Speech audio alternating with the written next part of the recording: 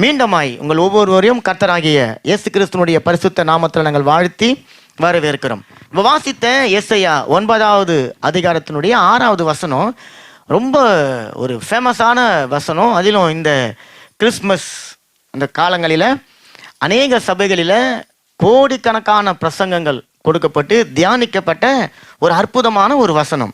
நம்ம கடந்த 2 வாரங்களாக இந்த வசனங்களை தியானித்து கொண்டு வருகிறோம். ஏசாயா தீர்க்கதரிசியினால இயேசு கிறிஸ்து பிறப்பதற்கு சுமார் ஒரு 700 வருடங்களுக்கு முன்பதாக அவருடைய வார்த்தையில பரிசுத்த ஆவியானவர் வார்த்தைகளை வைத்து நிரம்பி அவர் கர்த்தராகிய இயேசு கிறிஸ்து பிறக்கும் பொழுது அவருக்குள் இருந்து வெளிப்படக்கூடிய வல்லமைகள், கிரியைகள், சுபாவங்கள் அல்லது அவர் எப்படிப்பட்டவராக இருப்பார் என்பதையெல்லாம் இந்த வசனத்தின் மூலமாக சொல்லியிருந்தார்.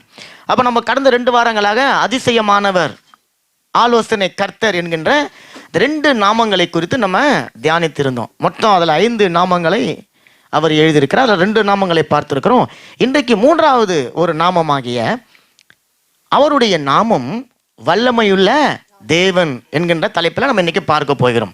அப்போ வல்லமை உள்ள ஒரு தேவன், ஆமென். என்னதுங்களா? வல்லமை உள்ள ஒரு தேவன் அப்படின்னு சொல்லும் பொழுது அநேக வல்லமைகளை நம்ம உலகத்தில் இருக்கிறத கேள்விப்பட்டிருக்கிறோம் இல்லைங்களா? இப்போ ஒரு மனுஷன் ஒரு சில காரியத்தை நல்லா திறமையாக செய்திருக்கும் போது ஞானம் வெளிப்படுத்துன்னு சொல்கிறோம். ஆனால் அந்த மனுஷன் சரீர உழைப்பை பயன்படுத்தி அந்த காரியத்தை செய்யும் போது அவனுக்குள்ளே ஏதோ ஒரு வல்லமை இருக்கிறதாக நம்ம நினைத்து கொண்டு நம்ம அதை வல்லமைன்னு சொல்கிறோம். அப்போ அதே வல்லமை தான் தேவனிடத்திலிருந்து வெளிப்படுகிறது. அப்படிப்பட்ட வல்லமை வெளிப்படுகிறதுனால தான் அவரை நம்ம வல்லமை உள்ள தேவன் என்று சொல்லி ஏசாயா அங்கே சொல்கிறாரா அல்லது நாம் அழைக்கிறோமா அப்படின்னு பார்த்தா இல்லை. தேவனை இங்கே இந்த வார்த்தையில் வல்லமை உள்ள தேவன் அப்படின்னு சொல்லி எழுதப்பட்டிருந்தாலும் மூல பாஷையில் அந்த வார்த்தை சர்வ வல்லமை உள்ள தேவன். ஆமென். நல்ல காரியங்களை தட்டுங்களேன். வல்லமை உள்ள தேவன் மாத்திரம் கிடையாது, அவர் சர்வ வல்லமை உள்ள தேவன். அப்போ அந்த வல்லமை உள்ள தேவன் என்கின்ற அந்த வார்த்தைக்கு இங்கிலீஷில் அழகான ஒரு வார்த்தை சொல்கிறாங்க, ஓம்னி பொட்டன்ட். ஓம்னி பொட்டன்ட் உங்கள் எல்லாருக்கும் இங்கிலீஷ் தெரிஞ்சவங்களுக்கு நல்லா தெரியும். ஓம்னி அப்படின்னு சொன்னால் சர்வம் அல்லது அனைத்தும் அல்லது எல்லாம் அல்லது பூரணம் அல்லது முழுமை. அப்போது அந்த ஓம்னி பொட்டன்ட் அது 2 வார்த்தை கற்பன் பண்ணி பார்த்தீங்கன்னா ஓம்னி பொட்டன்ட். ஓம்னின்னு சொன்னால் சர்வ, முழுமை அல்லது பூரணம், இதெல்லாம் அந்த வார்த்தைக்குள்ளே அடங்கியிருக்கு. பொட்டன்ட் அப்படின்னு சொன்னால் வல்லமை. பொட்டன்ட்னா பொட்டன்ஷியல்னு சொல்லுவாங்க, சத்துவம், வல்லமை. அப்போ அந்த ஓம்னி பொட்டன்ட் அப்படின்னா சர்வ வல்லமை உள்ள தேவன். ஆமென். புரியுதுங்களா? அப்போ வல்லமை உள்ள தேவன் மாத்திரம் கிடையாது, ஓம்னி பொட்டன்ட். அவர் சர்வ வல்லமை உள்ள தேவனாக இருக்கிறார். அனைத்திலையும் அவர் வல்லவராக இருக்கிறார். ஏதோ ஒரு குறிப்பிட்ட காரியத்தில் மட்டும் கிடையாது, சகலவற்றிலையும் அவர் வல்லமை உள்ள தேவனாக அவர் இருக்கிறார். இப்போ இந்த ஓம்னி பொட்டன்ட்டுக்குள்ளார தேவனுடைய ஓம்னி பொட்டன்ட் அப்படின்னு சொல்லக்கூடிய அந்த சர்வ வல்லமைக்குள்ள தேவனுடைய 3 சுபாவங்கள் இருக்கிறத நீங்கள் பார்க்க முடியும். ஓம்னி பொட்டன்ட் அப்படின்னு சொன்னால் சர்வ வல்லமை உள்ள தேவன். அந்த சர்வ வல்லமை உள்ள தேவனுக்குள்ளார 3 வகையான அது குணம்னு சொல்லலாம் அல்லது 3 வகையான சுபாவங்கள் அப்படின்னு நம்ம சொல்லலாம். அந்த ஓம்னி பொட்டன்ட்டுக்குள்ள 3 காரியங்கள் இருக்குது. முதல்ல அந்த சர்வ வல்லமை உள்ள தேவன் எப்படிப்பட்டவராக இருக்கிறார்னா எல்லாம் வல்லவராக இருக்கிறாராம். எல்லாம் வல்லவராக இருக்கிறார், அதாவது அவர் சர்வ வல்லவராக அவர் இருக்கிறாராம். ஆமென். என்ன அர்த்தம் சொன்னா தேவன் அவரையும் அவருடைய படைப்புகளையும் முழுமையாக ஆளுகை செய்து கட்டுப்படுத்தக்கூடிய வல்லமை மிக்கவராக அவர் இருக்கிறார். ஆமென். அதனால் அவர் எல்லாம் வல்லவராக இருக்கிறார். இந்த ஓம்னி பொட்டன்ட்டுக்குள்ள எல்லாம் வல்லவராக இருக்கிறார், அதாவது சர்வ வல்லவராக இருக்கிறார். 2வது எல்லாம் அறிந்தவராக இருக்கிறார். ஆமென். எல்லாம் அவருக்கு தெரியும். ஆமென். சர்வ அறிவாற்றல் அவருக்கு உண்டு, பூரண அறிவாற்றல் அவருக்கு உண்டு, பூரண ஞானம் அவருக்கு உண்டு. அவருடைய ஞானம் போல வேற யாருக்கிட்டையும் அவர் ஞானத்தை கொடுத்தது கிடையாது. அப்ப அந்த ஓம்னி பொட்டன்ட்டுக்குள்ள சர்வ வல்லமைக்குள்ள அவர் சர்வ அறிவாற்றல் உள்ளவராக இருக்கிறார். என்னன்னு சொன்னா அறிவாற்றல் சொல்லும் போது நம்ம எல்லாருக்கும் தெரியும், ஒன்று உண்மை அல்லது பொய். பொய் சொல்றதுக்கும் ஒரு அறிவு வேணும். அப்ப அறிவில் உண்மையும் பேசலாம், பொய்யும் பேசலாம். அப்ப தேவன் எல்லா சர்வத்துக்கும் அறிவாற்றல் உள்ளவராக இருக்கிற அப்படின்னால எல்லா உண்மைக்கும் எல்லா பொய்க்கும் அவர் மூலமாக ஒரு அளவுகோலை அவர் வைத்திருக்கிறார். பொய்க்கும் ஒரு அளவுகோலை வைத்திருக்கிறார், உண்மைக்கும் ஒரு அளவுகோலை வைத்திருக்கிறார். ஆனால் தேவன் அவர் சொல்லுகிற எந்த ஒரு காரியமாக இருந்தாலும் அது 100% உண்மையாக மட்டுமே இருக்கும். கரங்களை தட்டுங்க நல்லா. அவர் எப்பொழுதும் உண்மைக்கும் பொய்க்கும் அவர் தான் அளவுகோலாக இருந்தாலும் அவர் எப்போதும் உண்மையை மாத்திரமே சொல்லுகிற ஒரு தேவனாக இருக்கிறார். அந்த ஓம்னி பொட்டன்ட்டுக்குள்ள இருக்கிற 3வது குணம் என்னன்னு சொன்னா, எங்கும் நிறைந்து இருக்கிறவர். ஹல்லேலூயா. கத்தோலிக்க மொழிபெயர்ப்புல எங்கும் வியாபித்து இருக்கிறவர் அப்படின்ற வார்த்தையை பயன்படுத்திருக்கிறாங்க. சர்வ வியாபி என்று சொல்லி எழுதியிருக்கிறாங்க. அப்படின்னு சொன்னா எங்கும் நிறைந்து இருக்கிறவர். இப்ப இயேசு இங்க இருக்கிறாரா? நம்ம வீட்டுல இருக்கிறாரா? இலங்கையில இருக்கிறார், இந்தியாவில் இருக்கிறார். அவர் எங்குமே நிறைந்து இருக்கிறார். அதனால அவர் எங்கும் நிறைந்திருக்கிறபடினால தேவனுடைய வல்லமை, தேவனுடைய ஞானம் அவருடைய படைப்புகளின் எல்லா பகுதிகளிலும் அது பரவி இருக்கிறது. ஆமென். தேவனுடைய படைப்பினுடைய அந்த அவர் நிரம்பி வியாபித்து இருக்கிறத அவருடைய படைப்புகள் மூலமா நீங்க கண்டுபிடிக்கலாம். அவர் இப்போ இவங்களை பார்க்கிறோம் அப்படின்னு சொன்னா தேவன் இருக்கிறார். ஒரு மரத்தை பார்க்கிறோம், தேவன் இருக்கிறார். எந்த ஒரு காரியத்தை பார்த்தாலும் தேவன் இருக்கிறார் என்பதை நமக்கு உணர்த்துகிறபடினால அவர் எங்கும் நிறைந்தவராக அவர் இருக்கிறார். அப்ப அந்த ஓம்னி பொட்டன்ட்டுக்குள்ள 3 காரியங்களை பார்த்தோம். அவர் சர்வ வல்லவராக இருக்கிறார், சர்வ அறிவாற்றல் நிறைந்தவராக இருக்கிறார், அவர் எங்கும் நிறைந்தவராக இருக்கிறார். ஆமென். இப்ப இந்த ஓம்னி அப்படின்னு சொன்னா சர்வம் அப்படின்னு சொன்ன இல்லைங்களா? சர்வம் அல்லது எல்லா இடத்துலயும் இருக்கிறாருன்னு சொல்லிட்டு அதுக்கு இன்னொரு அர்த்தமும் இருக்கு. அனைத்தும். அனைத்தும். தேவனுக்கிட்ட எதையும் மறைக்க முடியாது, மறைவானது ஒன்றும் அவருக்கு கிடையாது. நமக்கு ஒரு சில குறிப்பிட்ட அளவுக்கு மேல நம்மளுடைய பார்வைக்கு பார்க்கிற திறன் கிடையாது. புரியுதுங்களா? இப்ப சூரியனுக்கு ஒரு சில திறன் இருக்கிறது. அதனுடைய தூரத்திலிருந்து அதனுடைய வெளிச்சத்தை உலகத்தினுடைய பல பகுதிகளுக்கு அதை அனுப்ப முடிகிறது. அதுக்கு ஒரு லிமிட் தான்.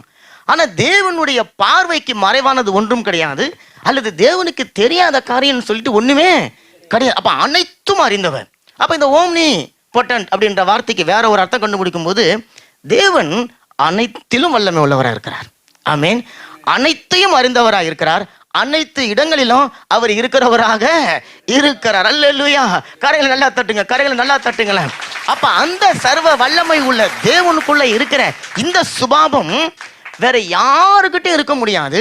அது கர்த்தராகிய இயேசு கிறிஸ்து தேவனிடத்துல மாத்திரமே இருக்கக்கூடிய ஒரு விசேஷித்த சுபாவம். அதனாலதான் வல்லவன் அப்படின்னு சொல்லிட்டு நிறைய பேரை உலகத்துல சொல்லுவோம். மாவீரன் அலெக்சாந்தர் ஒரு பெரிய வல்லவன், நெப்போலியன் ஒரு பெரிய வல்லவன், வேற யாரும் சொல்லலாம், நேதாஜி சுபாஷ் சந்திர போஸ் ஒரு பெரிய வல்லவன், ஹிட்லர் வல்லவன். ஆனா சர்வ வல்லவன் சொல்லிட்டு யாரையும் சொல்லிட முடியாது. சர்வ வல்லவன் சொன்னா அது கர்த்தராகிய இயேசு கிறிஸ்து மாத்திரமே. அல்லேலூயா. அது அவருக்கு மாத்திரமே உரிய ஒரு சுபாவம், அவருக்கு மாத்திரமே உள்ள ஒரு குணம், அவருக்கு மாத்திரமே உள்ள ஒரு அதிகாரம். எப்படி அவருடைய நாமத்தை வேற யாருக்கும் கொடுக்க மாட்டாரோ அதே போல அவருடைய சர்வ வல்லமையை வேற யாருக்கும் அவர் கொடுக்க மாட்டார். நல்ல கரங்களை தட்டுங்களேன், நல்ல கரங்களை தட்டுங்களேன். அப்ப அந்த சர்வ வல்லமை உள்ள தேவனை நீங்களும் நானும் ஆராதிக்கிறபடினால தேவன் நம்மள ஒரு பிரியமாய் இருக்கிறார். அப்ப இந்த வல்லமைய நம்ம எல்லாருக்கும் முன்னாடி நம்ம தாத்தா ஒருத்தருக்கு கண்டுபிடிச்சிட்டாரு. யோபு தாத்தா. எடுத்து வாசிங்க.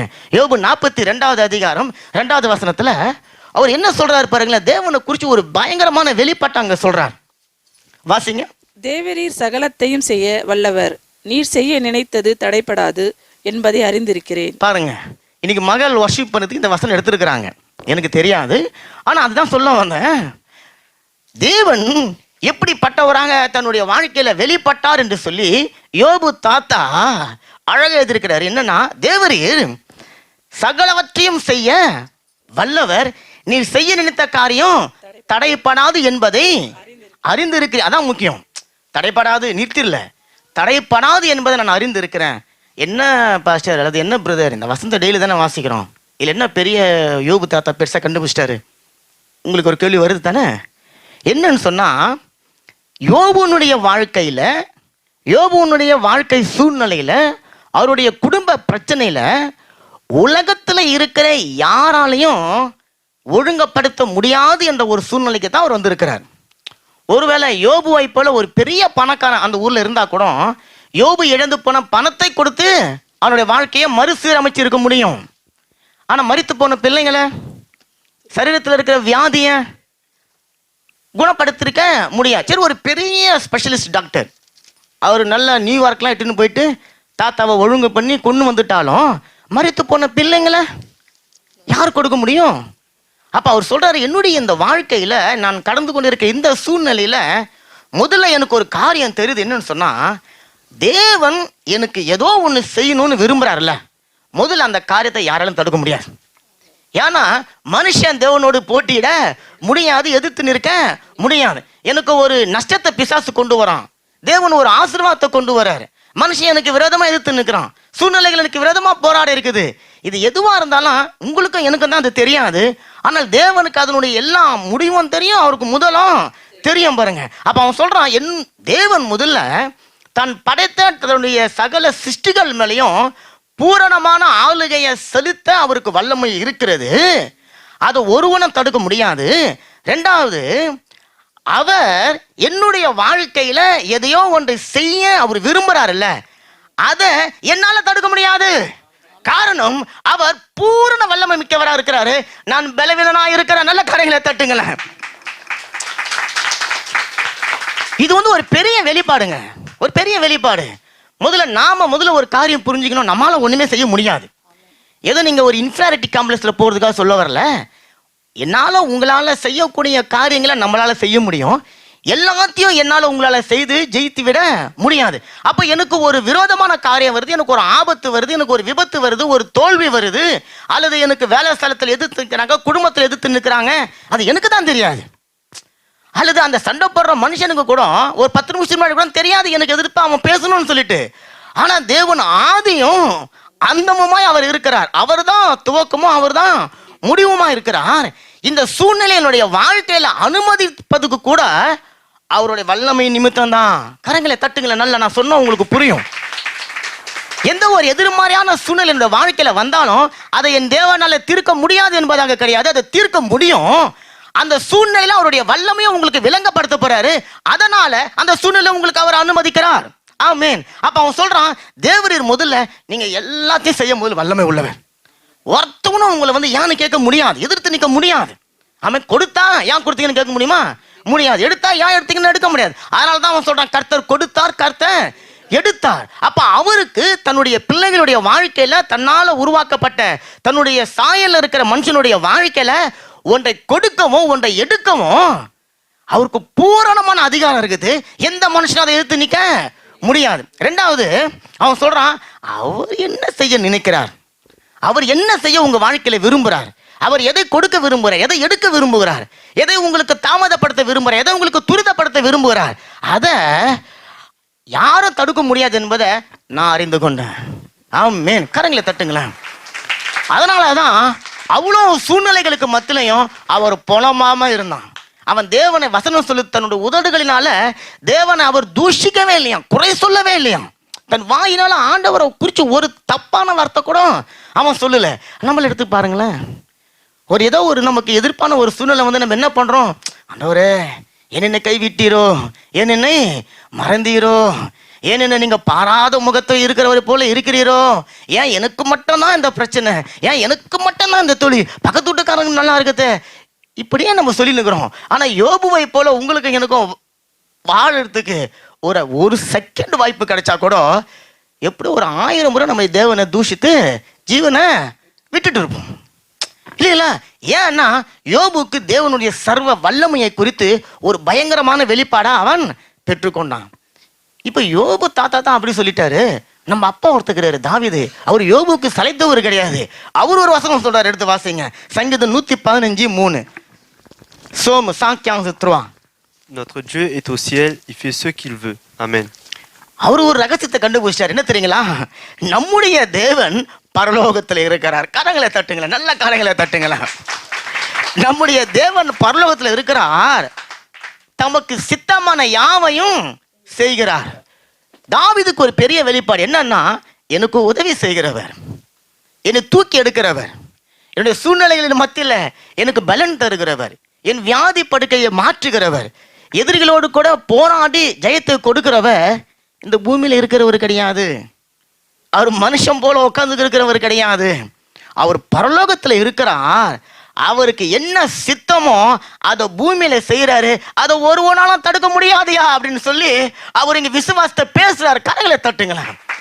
அப்ப இன்றைக்கு சகோதரனே சகோதரியே, உங்களுடைய வாழ்க்கையில, என்னுடைய வாழ்க்கையில ஏதோ ஒரு காரியம் நடந்து கொண்டிருக்கா, யாரோ உங்களுக்கு விரோதமா எழுமிட்டாங்களா, ஏதோ உங்களுடைய குடும்ப சூழ்நிலையில ஒரு சில பாதகமான சூழ்நிலைகள் வருதா, நீங்க நம்பின காரியம் உங்களுக்கு கிடைக்கலையா, அல்லது நீங்க எதிர்பார்த்த ஆசீர்வாதம் பாதி கிடைச்சிருக்குங்க, மீதி பாதி எங்களுக்கு கிடைக்கல. இப்பதான் பாதி கிணறு தாண்டி இருக்கிறோம். பாதி கிணறு தாண்ட என்ன ஆயிடுங்க? ஒரு கிணத்துல பாதி தாண்டிட்டீங்கன்னா அர்த்தம் பூந்துடுவீங்க. அப்ப பாதி கிணறு தாண்டுன்னு சொல்லாதீங்க. ஆமா, ஆண்டவர் பாதி கிணறு தாண்ட வச்சுட்டு கொஞ்சம் இருங்க பார்த்தா போயிட்டு வரேன்ட்டு போயிட்டாருன்னா நீங்க அதுக்கப்புறம் ஏசப்பா கீழே வந்து கூப்பிட வேண்டியதான். அப்புறம் மீன் விழுந்துரும். அப்ப பாதி கிணறுலாம் கிடையாது. அப்ப ஆசீர்வாதத்துல பாதியை பெற்று எது உங்க வாழ்க்கையில விரும்பி அல்லது விரும்பாம எதிர்பார்க்காம நடந்திருந்தாலும் ஒரு காரியத்தை இன்னைக்கு தெரிஞ்சுக்கொள்ளுங்க, தேவன் தம்முடைய வல்லமைய உங்களுடைய வாழ்க்கையில அவர் விளங்க பண்ண போகிறார். நல்ல காரியங்களை தட்டுங்களேன். ஆமென். நல்ல காரியங்களை தட்டும். அவருடைய வல்லமை உங்களுடைய வாழ்க்கையில விளங்க போகிறது. அவருடைய ஆளுகை உங்களுடைய வாழ்க்கையில தெரிய போகிறது. அவருடைய பிரயாசம் உங்களுடைய வாழ்க்கையில பிரகாசமாய் மாற போகிறது. பாருங்களேன், அதை தேவன் தான் உங்க வாழ்க்கையில அவர் செய்ய போகிறார். நல்ல காரியங்களை தட்டுங்க. அல்லேலூயா. இப்ப இந்த இடத்துல தமக்கு சித்தமானவைகளை செய்கிறவர் அப்படிங்கிற அந்த வார்த்தை ஒரிஜினல் பதத்துல ஓம்னிபொட்டன்ட் என்று சொல்லி வருகிறது. அல்லேலூயா. அப்ப அவன் சொல்றான், நம்முடைய தேவன் பரலோகத்தில் இருக்கிறார், தமக்கு சித்தமானவைகளை யாவும் செய்கிறார்னு சொன்னா என்ன அர்த்தம்னா, தமக்கு சித்தமான யாவையும் செய்கிற சர்வ வல்லமை உள்ளவராக அவர் இருக்கிறார். அல்லேலூயா. கரங்களை தட்டுங்க, கரங்களை தட்டுங்க. அல்லேலூயா. தம்முடைய பிள்ளைகளுடைய வாழ்க்கையில அவர் விரும்பக்கூடிய காரியத்தை செய்வதற்கு முதல்ல அவருக்கு வல்லமை இருக்கிறது. ரெண்டாவது, அதை செய்யறதுக்கு உங்ககிட்ட என்கிட்ட பர்மிஷனுக்காக அவர் காத்து கொண்டு இருக்க வேண்டிய வேலை இல்ல. பாருங்க, உங்களுடைய வாழ்க்கையில ஒண்ணு கொடுக்க யோபு கிட்ட பர்மிஷன் வாங்கினா தேவன் வந்து செஞ்சாரு இல்ல. உங்களுக்கு ஒரு ஆசீர்வாதத்தை பர்மிஷன் கேட்கிறாரா? அப்பா நான் உனக்கு ஒரு ஆசீர்வாதம் கொடுக்குறேன், நீ விரும்புறியா கேட்கிறாரா? இல்ல. அல்லது உங்ககிட்ட இருந்து ஒரு ஆசீர்வாதம் எடுக்கிறாரு, மகனை கோச்சிக்காத, ஒரு 10 நாளுக்கு நீ வெயிட் பண்ணு, நான் எடுத்துட்டு மறுபடியும் உங்கள்கிட்ட கொடுத்துட்றேன். ஆண்டவருக்கு அந்த தேவையே கிடையாதுங்க. உங்க வாழ்க்கையில கொடுக்கணும்னு சொன்னா அவர் யார்கிட்டயும் பர்மிஷன் கேட்க வேண்டிய வல்லமையும் தேவையான நேரமும் கிடையாது. எடுக்கணும்னு சொன்னா யாருக்காக அவர் காத்திருக்க வேண்டிய காரியம் கிடையாது. காரணம் அவர் ஓம்னிபொட்டன்ட், சர்வ வல்லமை உள்ள தேவன். ஆதியாகமம் எடுத்துக்கொள்ளுங்களேன், 18வது அதிகாரத்தினுடைய 14வது வசனம். இதே வசனத்தை தான் வேற மாதிரி எங்க சொல்லப்பட்டிருக்கு. எடுத்து வாசிங்க. 18:14. கர்த்தர் ஆகாத காரியம் உண்டோ? உட்புறங்காலத்தில் உன்னிடத்திற்கு திரும்ப வருவேன், அப்பொழுது சாராளுக்கு ஒரு குமாரன் இருப்பான் என்றார். இங்க ஒரு கேள்வி மாதிரி ஒரு காரியத்தை இந்த வசனம் சொல்லுது பாருங்க. கர்த்தரால் ஆகாத காரியம் ஏதாவது இருக்குதா அப்படின்னு ஒரு கேள்வி கேட்கிறாங்க. கர்த்தரால் ஆகாத காரியம் ஏதாவது இருக்குதா? நீங்க தான் பதில் சொல்லணும். இருக்குதா? ஏன் யோசிக்கிறீங்க? கர்த்தரால் ஆகாத காரியம் ஏதாவது இருக்குதா? இல்ல. அவரால் எல்லாமே ஆகும். அந்த பதில் அவங்க வாயிலிருந்து வரதுக்காக காத்திருந்துட்டு ஆண்டவர் சொல்றாரு. அப்படின்னு சொன்னா, உற்பவ கால திட்டத்துல உன்னிடத்துக்கு நான் திரும்ப வருவேன், அப்பொழுது சாராளுக்கு ஒரு குமாரன் இருப்பான். உற்பவ காலம் அப்படின்னா உங்களுக்கு புரியல, உற்பத்தி ஆக வேண்டிய நேரம், பிரசவம் உண்டாக வேண்டிய நேரம். அந்த நேரத்துல நான் உங்ககிட்ட வருவேன். அப்போ சாராளுக்கு ஒரு குழந்தை பிறக்கும். அத பிறக்கிறதுக்கு நீ ஏற்றுக்கொள்வதற்கு முன்னாடி அதை செய்ய எனக்கு வல்லம் இருக்குது, நீ நம்புறியா, நீ விசுவாசிக்கிறியா, நீ ஏற்றுக்கொள்கிறியா அப்படின்னு சொல்லிட்டு ஒரு தாத்தாவையும் ஒரு பாட்டியும் பார்த்து ஆண்டவர் கேட்கிறார். இப்போ மனிதனால செய்ய முடியாத, மனிதனால நினைத்து கூட பார்க்க முடியாத, மனுஷனால இப்படியெல்லாம் செஞ்சிட முடியும் என்று சொல்லி யோசித்து கூட பார்க்க முடியாத அற்புதத்தை தேவனால செய்ய முடியும் அப்படி என்கிறத நிரூபிக்கக்கூடிய ஒரு வசனம் தான் இது. புரியுதுங்களா? எத்தனையோ வசனங்கள் இங்க படிச்சிருக்கிறீங்க. இந்த வசனத்துல மனுஷனுடைய ஞானம், சயின்ஸு, டெக்னாலஜி, அறிவு, படிப்பு எதுவுமே இப்படி செய்ய முடியுமா என்று சொல்லி யோசித்து கூட பார்க்க முடியாத ஒரு பெரிய அற்புதத்துக்கு சர்வ வல்லமை பொருந்தின தேவனாக நான் இருக்கிறேன்பா என்பதை நிரூபிக்கக்கூடிய ஒரு வசனம் தான் இந்த வசனம். அப்ப ஆண்டவரே முதல்ல ஒரு கேள்வியை கேட்கிறாரு. என்னன்னு சொன்னா, என்னால செய்ய முடியாத ஏதாவது ஒரு காரியம் இருக்குதா? அத அவர் வாயாலே கேட்கிறாருங்க. இதுதான் பெரிய ஆச்சரியமான ஒரு காரியம். நல்ல காரியங்களை தட்டுங்களேன். ஏன் தெரியுங்களா? நீங்க இருக்கிற ஒரு சூழ்நிலையில ஒரு மனுஷன் வந்து உங்ககிட்ட ஒரு கேள்வி கேட்டான் வச்சுக்கோங்களேன், நீங்க பதில் சொல்றதுக்கு என்ன பண்ணுவீங்க? தடுமாறுவீங்க. இப்போ உங்களுக்கு இப்போ யாருக்கோ ஒருத்தங்களுக்கு ஒரு பணம் வேணும், இதான் ஈஸி. ஓகே, உங்களுக்கு ஒரு 10,000 ரூபாய் பணம் வேணும். நம்மள சொல்றமே நாயா பேய அலைஞ்சுக்கணும், 10,000 யூரோ தேவை, நாயா பேய அலைஞ்சுக்கணும், நைட்டு 10 மணிக்குள்ள அந்த 10,000 ரூபாய் கிடைக்கணும், இல்லைன்னா குடும்பத்தோட போய் நான் தற்கொலை பண்ணிக்கணும்னு காத்துன்னு இருக்கும்போது, அம்மா தாயே ஏதாவது பிச்சை போடுங்க, ஒரு பிச்சைக்காரன் வரான். வந்து கேட்குறான், என்னங்க குடும்பமே இப்படி சோர்ந்து போக நினைக்கிறீங்க? இல்லைங்க 10,000 ரூபாய் பணம் வேணும், நைட்டு செத்து போயிடுவோம் இல்லைனாக்கா. நான் தரேங்க உங்களுக்கு அப்படின்னு சொல்றான். நீங்க என்ன பண்ணுவீங்க? வாப்பா அப்படின்னு நடு வீட்டில் வாழை இல்லை சோறு போட்டு 10,000 கேட்பீங்க? ஓ போய, நீயே ஒரு பிச்சைக்காரன், நீயே 4 வீட்டில் சோறு வாங்கி சாப்பிட்ற, நீ வந்து எங்களுக்கு கொடுக்குறியா? இப்படிதான் மனுஷன் நார்மலாக பேசுவோம். ஆனா நீங்க அப்படி உட்கார்ந்து நிற்கும்போது பேர் புகழ் பெற்ற ஒரு பெரிய கோடீஸ்வரன் அவர் அந்த பக்கம் போறாரு. அவரு நல்ல நேரம் அல்லது அவர் கெட்ட நேரம், தண்ணி தான் இருக்குது, சரி பக்கத்து இருக்கிற வீட்டில் போய் தண்ணி குடிக்கலாம்னு சொல்லிட்டு வந்து பார்க்கும்போது குடும்பமே உட்காந்துன்னு ஒப்பாரி வச்சுன்னு உட்காந்துக்கிறீங்க. என்ன பிரச்சனை? இந்த மாதிரி பிரச்சனை, கவலைப்படாதீங்க நான் தானே அப்படின்னு சொன்னோடனே நீங்க என்ன பண்ணுவீங்க? ஓ தட்டுங்க. இப்ப புரியுதுங்களா? ஆண்டவர் ஆபிரகாம் சாராளையும் பார்த்தா அப்படித்தான் வந்து கேட்கிறாரு. புரியுதா உங்களுக்கு? ஆபிரகாம் சாராளை பார்த்து, உனக்கு குழந்தை வேணும், என்னால் அதை கொடுக்க முடியும், நீ நம்புறியா? என்னால் அதை செய்ய முடியும், நீ விசுவாசிக்கிறியா? இந்த அற்புதம் உன்னுடைய வாழ்க்கையில் நடக்கும்னு நீ விசுவாசிக்கிறியா? நிச்சயமா சாராள் சொன்னாங்களோ சொல்லலையோ, ஆபிரகாம் தாத்தா சொல்லிட்டு போரு, ஆமா ஆண்டவர் சொன்ன உடனே ஆண்டவர் சொல்றாரு, அப்படின்னு சொன்னா அடுத்த பிரசவ காலத்துல உனக்கு ஒரு குமாரன் பிறப்பான். கரங்களை தட்டுங்க, கரங்களை தட்டுங்க, கரங்களை தட்டுங்க. அப்ப ஆண்டவர் அஷூரன்ஸ் பண்றாரு முன்னாடியே வந்து, நான் இதை செய்வேன்பா, ஆனா எனக்கு செய்ய வல்லம் இருக்குது, நீ அதை விசுவாசிக்கிறதுக்கு உனக்கு விருப்பம் இருக்கா? ஆமேன். அப்ப தேவனால எல்லாவற்றையும் செய்ய முடியும். ஆமேன். அவரால எல்லாமே 99.9 கிடையாது, 100% அவரால் செய்ய முடியும். எத்தனை பேர் நம்புறீங்க?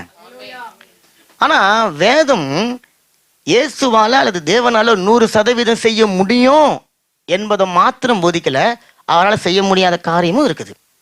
எத்தனை பேர் நம்புறீங்க? தேவனால செய்ய முடியாத காரியம் இருக்குது, அதை நீங்க நம்புவீங்களா? நம்புறீங்களா? ஏன் சந்தோஷமா நம்புறேன்னா ஆமேன் இல்லை என்ன? யாரோ ஒருத்தன் சொல்லுங்க, தேவனால என்ன செய்ய முடியாது? ஆமேன். ஒரு இடத்த விசுவாசம் இல்லைன்னா அங்க கிரியை செய்ய முடியாது. ரெண்டாவது ஒரு வசனம் எடுத்து வாசிப்போமே, தீத்து 1ஆம் அதிகாரம் 3வது வசனம். பரவாயில்ல, நான் வாசிச்சிடறேன், டைம் இருக்காது. தீத்து 1ஆம் அதிகாரம் 3வது வசனத்துல, பொய் உரையாத தேவன், பொய் சொல்ல முடியாது. நீங்க தேவனை கூட்டு வச்சு, ஆண்டவரே ஒரே ஒரு நாளைக்கு எனக்காக ஒரே ஒரு பொய்யை சொல்லி உன்னுடைய ஓனர்கிட்ட காப்பாத்திடுங்க. ஆண்டவர் சொல்றாரு, உன்னுடைய ஓனர்கிட்ட நான் உன்னை காப்பாத்துறேன், அதுக்கு நான் பொய் சொல்ல வேண்டிய அவசியம் கிடையாது, நான் உண்மையை சொல்லி உன்னை காப்பாற்றுவேன், அதுக்கு என்கிட்ட வல்லம் இருக்கு. நான் சொல்றேன், இல்ல ஆண்டவரே, என் மனைவி கிட்ட எனக்கு சின்ன ஒரே ஒரு பொய்யை சொல்லி என்ன காப்பாத்திடுங்க, இல்லைன்னா பெரிய அவமானமா போயிடும். என் கணவன்கிட்ட ஒரு சின்ன பொய்யை சொல்லிடுங்க, என் பிள்ளைங்கிட்ட சின்ன பொய்ய சொல்லிடுங்க, ஏதாவது சின்ன பொய் எனக்கு, நான் உங்க புள்ள ஆண்டவரே சொல்லுங்க. நீங்க என்ன தான் அவரை வச்சுக்கிட்டு நீங்க கெஞ்சினாலும் ஆண்டவர் சொல்வார், என்னால பொய் சொல்ல முடியாது. ஆமா. 2வது வசனம் அதே மாதிரி, என்னாகமம் 23:19, அங்க பொய் சொல்ல தேவன் ஒரு மனுஷன் அல்ல. அப்ப பொய் யாருடைய சுபாவங்க? மனுஷனுடைய சுபாவம். பொய் சொல்லுறதே மனுஷ சுபாவம், அது தேவனிடத்துல இருந்து வரவே இல்லை. பொய் சொல்ற சுபாவம் மனுஷனுடைய சுபாவம். அந்த சுபாவத்தை பிசாசு பயன்படுத்தி பொய்களில பல பொய்கள். அவன் பொய்க்கு பிதா, நம்மலாம் பொய்க்கு பிள்ளையா இருக்கிறோம். புரியுதுங்களா? அவன் பொய்க்கு பிதாவா இருக்கிறதுனால பொய் சொல்ற சுபாவத்தை மனுஷனுக்குள்ள வச்சுட்டான். வசனம் சொல்லுது, பொய் சொல்ல முதல்ல தேவன் ஒரு மனுஷன் கிடையாது. ரெண்டாவது மனசை மாத்தி மாத்தி பேசுறதுக்கு அவர் மனுஷனுடைய புத்திரனும் கிடையாது. என்ன அர்த்தம்னு சொன்னா, நான் தேவன், என்னால செய்ய முடியாத அதிசயமான காரியம் ஒன்றுமே இல்லை, நான் சர்வ வல்லமை உள்ள தேவனாக இருக்கிறேன். பொய் சொல்லாமல் இருக்கிறதுக்கும் தேவனுடைய வல்லமை அங்க விளங்கி கொண்டு இருக்கிறது. அவரால் பொய் சொல்லாம இத்தனை கோடி ஆண்டுகளும் இருக்கிறாருன்னு சொன்னா அதுவும் அவருடைய சர்வ வல்லமை. இது வரைக்கும் அவர் பொய்யே சொல்லாம 100% உண்மையை பேசிக்கொண்டு வருகிறார் பாருங்க, அது கூட அவருடைய 100% சர்வ வல்லமை. அல்லேலூயா. தேவன் பாருங்க, எந்த ஒரு அற்புதத்தையும் எந்த ஒரு அதிசயத்தையும் பொய்யின் மூலமாக உங்களுடைய என்னுடைய வாழ்க்கையில செய்ய அவரு விரும்பவே மாட்டார், அதுக்கு அவர் ஒத்துக்கொள்ளவே மாட்டார். ஏன்னா அவர் 100% உண்மையை பேசுகிற தேவன், சத்தியத்திற்கு நான் சாட்சி கொடுக்க வந்தேன் அப்படின்னு சொல்லி உலகத்துல எந்த மனுஷனாலையும் சொல்ல முடியாது. கர்த்தராகிய இயேசு கிறிஸ்துவால மாத்திரம் தான் சொல்ல முடியும். அப்படி சொன்னவர் சொன்னபடி வாழ்ந்தார். வாழ்ந்து மரித்து உயிர்த்து இன்றைக்கும் பரலோகத்துல உங்களுக்காக எனக்காக சத்தியத்தை மாத்திரமே அவர் பேசிக் கொண்டிருக்கிறார். எல்லா காரங்களை தட்டி. அப்ப தேவன் பொய் சொல்லாம இருக்கிறார் தெரியுங்களா? அது கூட அவருடைய சத்தியம் என்கின்ற அந்த வார்த்தையினுடைய வல்லமையால தான். அவருக்கு பொய் சொல்ல முடியாதா? இல்ல அவருக்கு பொய் சொல்ல தெரியாதா? பொய் சொல்லவும் முடியும், பொய்யும் சொல்றதுக்கு அவருக்கு தெரியும். ஆனா அதை அவர் செய்ய மாட்டார். காரணம் அதுதான் அவருடைய வல்லமை. யாருமே அவரை நிர்பந்திக்க முடியாதுங்க, கட்டாயப்படுத்த முடியாதுங்க. எந்த ஒரு அற்புதம் வேணுமோ அவரை கட்டாயப்படுத்தி நீங்க அவர் மனசெல்லாம் மாத்தி ஒரு காரியத்தை நீங்க வாங்கிட முடியாது. நீங்க இன்னைக்கு யோசனை பண்ணி பாருங்க. நான் ஒரு அற்புதத்தை ஆண்டவர்கிட்ட பேத்துக்கிட்டேன். நான் 6 மாசம் ஆண்டவர்கிட்ட உட்காந்து பட்டினி கடந்து நான் வாங்கவும் முடியாதுங்க. ஏன்னா மனம் மாற மாட்டாருங்க. அவரு உங்களுக்குன்னு செய்யணும்னு சொன்னதை செஞ்சிருவாரு. உங்களுக்கு இப்ப தேவையில்லைன்னா தேவையில்லை தான். நீங்க எதையோ ஒன்று அடம் பிடிச்சா அவர் இருந்து பெற்றுக்கொள்ள முடியாது. ஆனா அப்படி பெற்றுக்கொண்டா அது உங்களுக்கு ஆசீர்வாதமா இருக்காது. அல்லது தேவன் உங்களுக்கு இன்னைக்கு தரேன், நான் பசங்கிட்ட சொல்லி ஏமாத்துற மாதிரி, நீ இன்னைக்கு இது நான் அடுத்த வாரம் உனக்கு கொடுத்துட்றோம்பா, நீ கொஞ்சம் அமைதியாரு, ஏதோ இன்னைக்கு தற்காலிகமா உங்களை ஆஃப் பண்ணிட்டு ஆண்டவருக்கு எதுவும் ரொம்ப வேலை பிஸி, அதனால அடுத்த வாரம் வந்துட்டு நான் மறந்துட்டேன் அப்படின்னு சொல்றதுக்கு அவரு மனுஷன் கிடையாது. அவர் சர்வ வல்லமை உள்ள தேவன். அல்லேலூயா. இப்ப செஃபானியா 3ஆம் அதிகாரம் 17வது வசனத்தை பார்த்து வாசிங்க. L'Éternel, ton Dieu, est au milieu de toi, comme un héros qui sauve. Pardon. Il fera de toi sa plus grande joie, il te gardera le silence dans son amour, il aura pour toi des transports d'allégresse. ஆமா, இந்த வசனம் சொல்லுது செஃபானியா 3:17 நமக்கு தேவையான பகுதி. உன் தேவனாகிய கர்த்தர் உன் நடுவில் இருக்கிறார். இந்த வார்த்தையை கவனிங்க, உங்களுடைய நடுவில் அவர் இருக்கிறார். 2வது அவர் வல்லமை உள்ளவர்.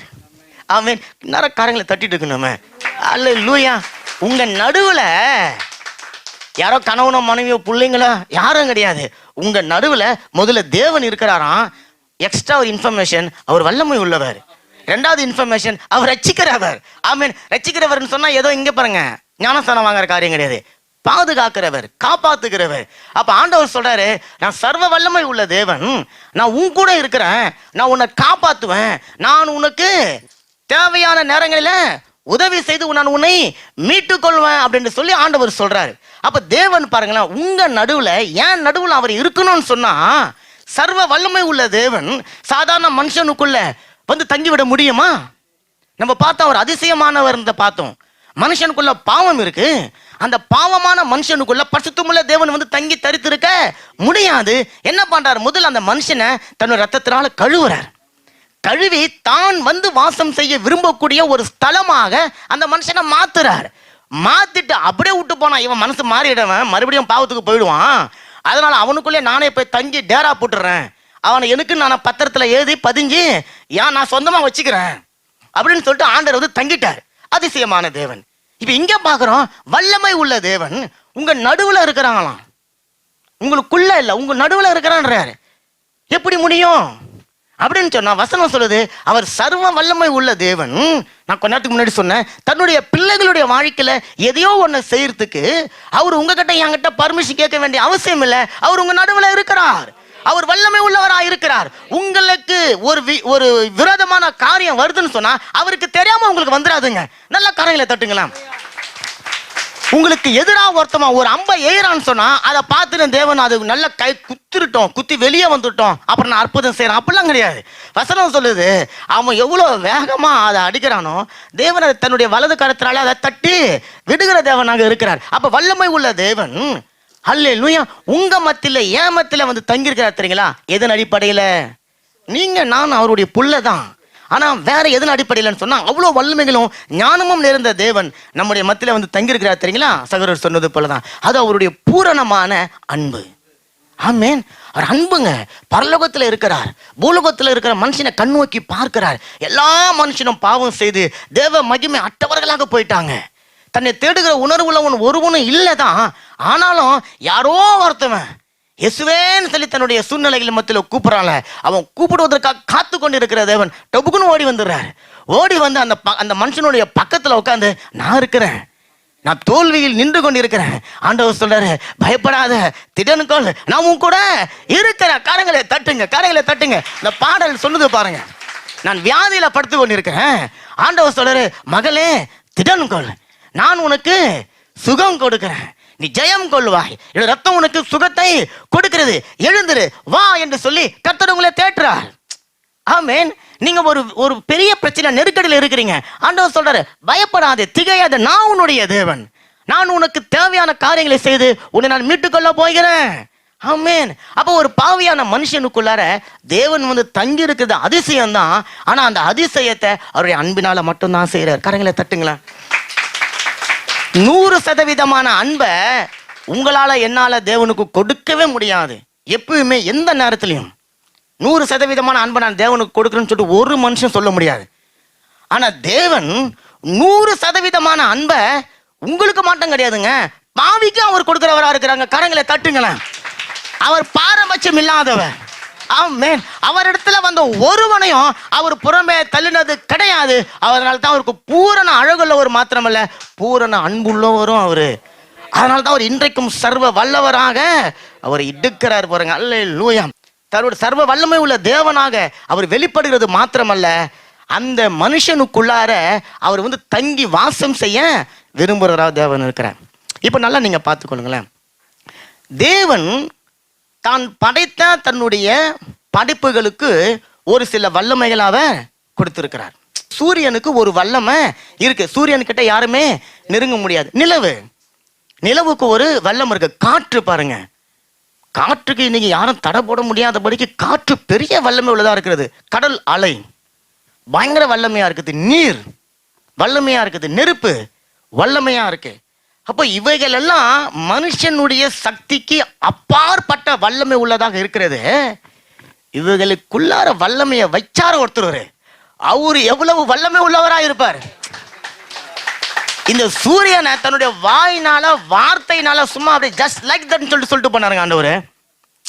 அதுக்காக மெனக்கடலிங்க. மனுஷனை உருவாக்குவதற்காக தேவன் எடுத்துக்கொண்ட நேரத்தை கூட சூரியனையும் சந்திரனையும் காற்றையும் கடலையும் படைக்கிறதுக்கு தேவன் எடுத்துக்கொள்ளல. அதெல்லாம் ஜஸ்ட் லைக் தட் சொன்னார். உண்டாகுக உண்டாகுக உண்டாகுக சொல்லிட்டாரு ஆண்டவர். அந்த உண்டாகுகன்னு சொன்ன உண்டாக்கப்பட்ட அந்த பொருளுக்கே இவ்வளோ வல்லம் இருக்குன்னு சொன்னா அதை ஜஸ்ட் லைக் தட்னு படைச்ச ஒரு ஆண்டவருக்குள்ள எவ்வளவு வல்லம் இருக்கும். அதனாலதான் அவர் சர்வ வல்லமை உள்ள தேவன்.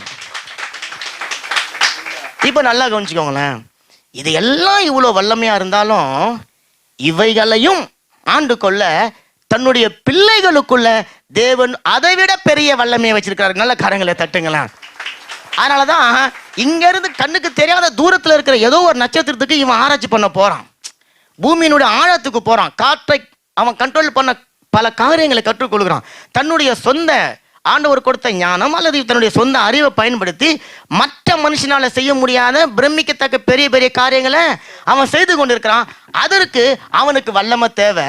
அந்த வல்லமைய ஏதோ ஒரு சூரியன், ஒரு சந்திரன், ஒரு இயற்கை, ஒரு செடி கொடி மரத்துக்குள்ளார வச்சிருக்கிற அந்த வல்லமையை போல அல்லாம அவைகளையும் ஆண்டு கொள்ளக்கூடிய ஒரு பெரிய வல்லமைய நமக்குள்ள பெரிய வல்லமை உள்ள ஒரு தேவன் அவர் வைத்திருக்கிறார். கரங்களை தட்டுங்களேன்.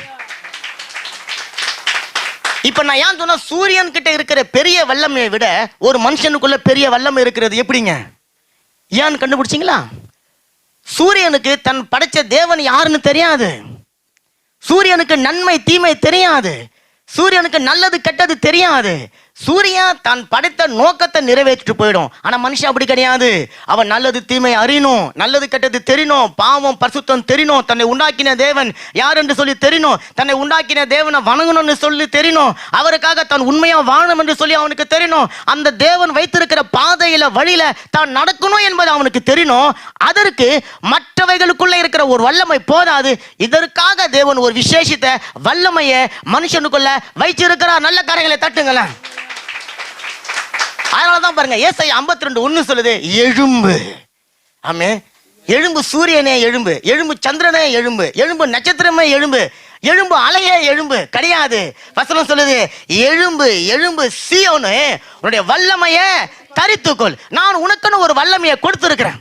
இன்னைக்கு அநேகருடைய பிரச்சனை தெரியுங்களா, தேவன் கொடுத்த வல்லமைய அவங்க தூக்கி ஓரம் வச்சுட்டு தன்னுடைய மாம்சத்தில் இருக்கிற வல்லமையை மேற்கொண்டு அதன்படி ஓடி அதன்படி உழைத்து அதன்படி கஷ்டப்பட்டு அதன்படி காரியங்களை செய்ய அவங்க பிரயாசப்படுறாங்க. ஆண்டவர் சொல்றாரு, சூரியனை பாரு, வாயினுடைய வார்த்தையில உருவாக்குன, ஆனா ஒன்ன நான் அப்படி உருவாக்கல. என் கரத்தை உன் உடம்புல இருக்கிற ஒவ்வொரு பகுதியில் நான் வச்சிருக்கிறேன். உன் மூளையை செய்யும் போது என் கரம் இருந்தது. சூரியனுடைய கதிர்களை செய்யும் போது தேவனுடைய கரம் கிடையாது. ஆமென். கடலை உருவாக்கும் போது தேவனுடைய கரம் கிடையாது. மரம் செடி கொடிகளை உருவாக்கும் போது தேவனுடைய கரம் கிடையாது. ஆனா மனுஷனை அவர் தன்னுடைய கரத்தை வச்சு உருவாக்குறார். அப்படி உருவாக்கும் போது அவருடைய கரத்துக்குள்ள இருந்து வல்லமை உங்களுக்குள்ள பாய்ந்து வந்தது பாருங்க. ஆமென். ஏன் மனுஷனுக்காக மொத்தம் அப்படிப்பட்ட ஒரு ஸ்பெஷலான வல்லமை அவர் வச்சாருன்னு சொன்னா, உலகத்துல இருக்கிற எல்லா படைப்புகளை விடவும் மனுஷன் மட்டும்தான் தேவனுடைய சாயல்ல இருக்கிற. நல்ல காரியங்களை தட்டுங்க. நாம மட்டும்தான் தேவனுடைய சாயல்ல இருக்கிறபடினால நம்மை பார்த்து தேவன் சொல்றார், தேவ சபையில தேவ புத்திரர்களாக நாம இருக்கிறோம். அல்லேலூயா. ஆமென். அப்ப தேவன் ஒரு விசேஷித்த வல்லமைய உங்களுக்குள்ள எனக்குள்ள வச்சிருக்கிறார். அப்ப இன்றைக்கு உங்களால எழும்பி பிரகாசிக்க முடியாதபடிக்கான சூழ்நிலை வருதா? உங்களை கட்டப்பட்டு இருக்கிறதா? உங்களை யாரோ ஒடுக்கி கொண்டு இருக்கிறாங்களா? உங்களை நெருக்கி கொண்டு இருக்கிறாங்களா? பலவீனத்தினால, கடன் பிரச்சனையால, நோயினால, வியாதியினால, பாவத்தினால, அல்லது சபைக்கு வர முடியாதபடிக்கு ஏதோ ஒரு தடை இருக்குதா?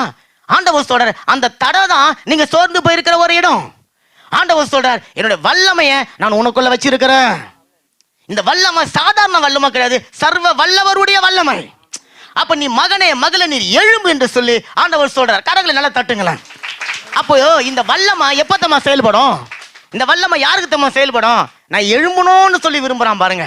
நான் எழும்பி தேவனுக்காக வைராக்கியமா காரியங்களை செய்யணும்னு நினைக்கிறான் பாருங்க. நினைக்கிறா பாருங்க ஒருத்தவங்க, அவங்களுக்குள்ளதான் தேவன் தம்முடைய வல்லமையை பிரகாசிக்க பண்ணுகிறார். நல்ல கரங்களை தட்டுங்க. அல்லேலூயா. இந்த வல்லமை சூரியனை கூட எப்ப எழும்போ எப்ப மறையும்னு சொல்லி மனுஷன் அறிந்து கொள்ளக்கூடிய ஞானத்தை பெற்றுக்கொள்ள செஞ்சிருக்குது பாருங்க. ஆமென். புயல் வருவதற்கு முன்பாக, புயல் வந்த பிறகு எப்படி இருக்கும், எத்தனை கிலோமீட்டர்ல புயல் வருது, இது எல்லாமே மனுஷன் கண்டுபிடிக்கிறான் இன்னைக்கு. காரணம் என்ன? ஞானம் மாத்திரம் இல்ல, சர்வ வல்லவருடைய வல்லமையும். அதனால தான் ஆண்டவர் சொல்றார், எழும்பு. ஒரு முறை இல்ல, ரெண்டாவது முறை எழும்பு. முதல் முறை சொல்லும் போது ஏதோ கொஞ்சம் சோர்ந்துட்டீங்க, பரவாயில்ல. ஆண்டவர் சொல்றாரு, மறுபடியும் எழும்பு. நீ எழும்பாத வரைக்கும் என்னுடைய வல்லமை உனக்குள்ள கிரியை செய்யாது. பாவத்துல ஒரு மனுஷன் இருக்கிறான். பாவத்துல இருந்து பரிசுத்தமாக அவனால விரும்ப முடியாது. விரும்பினாலும் தேவனால கொடுக்க முடியாது. அவன் எழுமணும். தூக்கத்துல இருந்து எழுமணும். வியாதியில இருந்து எழுமணும்.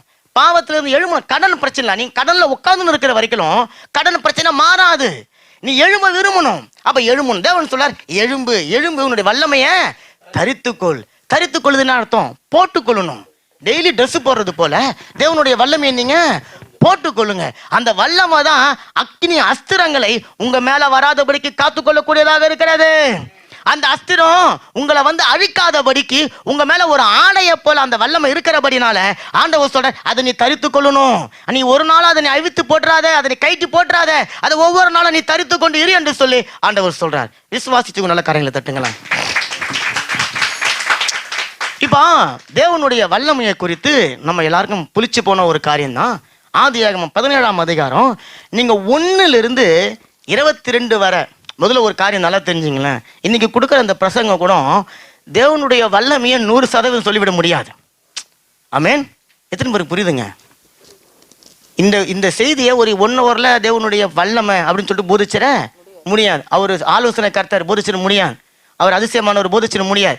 ஏதோ மனுஷன் குருவி ஞானத்திற்கு இப்போ நீங்க வாசிக்கும் போது என்ன இந்த காரியத்தை சொல்லியிருக்கலாமே, இதை எனக்கும் தோணுச்சு. ஆனா எல்லாத்தையும் சொன்னா நீங்க நைட்டு 11 மணி கூட போக முடியாது இல்ல, ஓரளவுக்கு தான் சொல்ல முடியும். அது 1 hourல என்ன முடியுமோ. இது ஏற்கனவே புளிச்ச கதை தான். ஆனா இதுல ஒரு வித்தியாசமான காரியத்தை புரிய வைக்கிறார் ஆண்டவர். ஆதியாகமம் 17ஆம் அதிகாரம் 1 to 22 வசனம் வரைக்கும் நீங்க எடுத்து வாசிச்சு பார்த்தீங்கன்னா, ஆபிரகாமுக்கும் தேவனுக்கும் நடக்கிற ஒரு பேச்சுவார்த்தை. என்னதுங்கன்னா ஒரு பேச்சு, ஒரு டயலாக். ஆண்டவர் சொல்றார் ஆபிரகாம் பார்த்து, அப்பா நீ வா, நீ வந்தினா என் வார்த்தையை கேட்டினா நான் உனக்கு இதெல்லாம் செய்ய போறேன், இதெல்லாம் செய்ய போறேன், இதெல்லாம் செய்ய போறேன் அப்படின்னு சொல்லிட்டு போற. ஆபிரகாம் கேட்கறான், தேவன் பேசுறாரு, அப்படி பேசினுக்கிறார். இது ஒரு டயலாக் டிஸ்கஷன் நடந்துருக்குது. அதுல 1வது வசனம் பாருங்க. ஆபிரகாம் 99 வயதான போது கர்த்தர் ஆபிரகாமுக்கு தரிசனமாகி, நான் சர்வ வல்லமை உள்ள தேவன், நீ எனக்கு முன்பாக நடந்து கொண்டு உத்தமனாய் இரு. ஆமா, இங்க பாருங்க, ஆபிரகாம் கிட்ட தேவன் தன்னை எப்படி வெளிப்படுத்துறாருன்னு சொன்னா, தான் ஒரு சர்வ வல்லமை உள்ள தேவன் என்று சொல்லி வெளிப்படுத்துறார். எத்தனை பேருக்கு புரியுதுங்க அந்த வார்த்தை? சர்வ வல்லமை உள்ள தேவன். தேவனுக்கு நிறைய பேர் இருக்குங்க. தேவனுக்கு நிறைய பேர் இருக்கு. ஏன் ஆபிரகாம் கிட்ட போயிட்டு தான் ஒரு சர்வ வல்லமை உள்ள தேவன் என்று சொல்லியிருக்கணும்? யெகோவான்ற பேர்ல சொல்லியிருக்கலாமே, நான் யெகோவா அப்படின்னு சொல்லி ஆபிரகாம்கிட்ட போயிருக்கலாமே. ஆபிரகாம்கிட்ட போய் நான் வந்து சர்வ வல்லமை உள்ள தேவன். ஏன் தெரியுங்களா? முதல்ல ஆபிரகாம் கிட்ட தேவன் முதல்ல உலகத்துல தோன்றின மனுஷன்கிட்டயே இல்லாத ஒரு விசேஷித்தமான ஒரு வல்லமையை ஆபிரகாமுக்கு கொடுக்க போறார். ஆபிரகாம் கிட்ட போய் வெளிப்படுத்த போறார். அதற்கு மற்ற நாமங்களை போய் சொல்லி அவனுக்கு புரிய வைக்க முடியாது.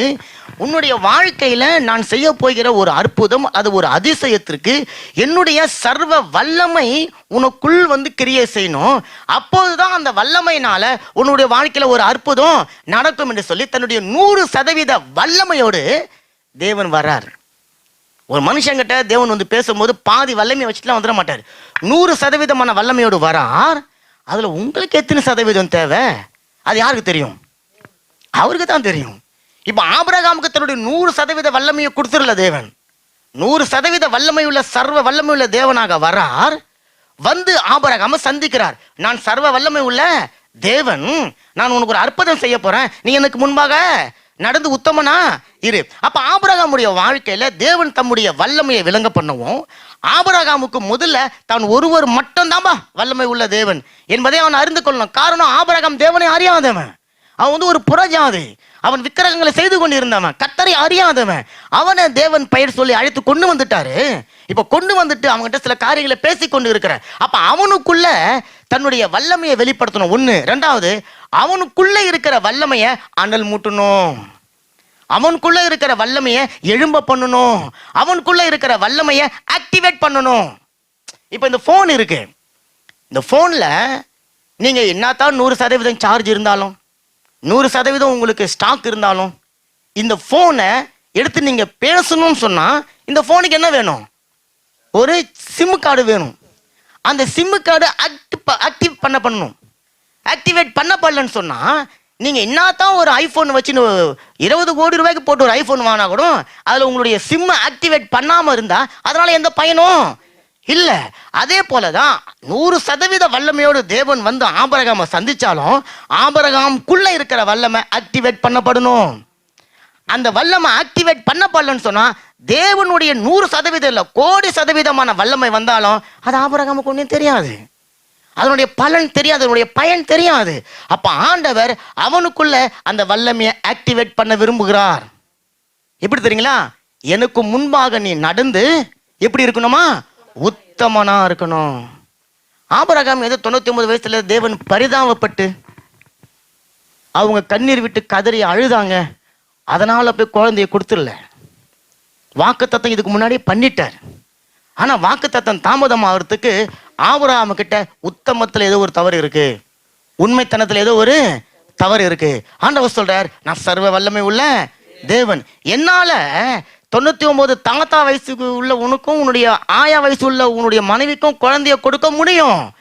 ஆனா உங்களுக்குள்ள நான் வைக்க போற வல்லமையை ஆக்டிவேட் பண்ணுறதுக்கு உத்தமம், உண்மைத்தனம், அதுதான் கீவேர்டு.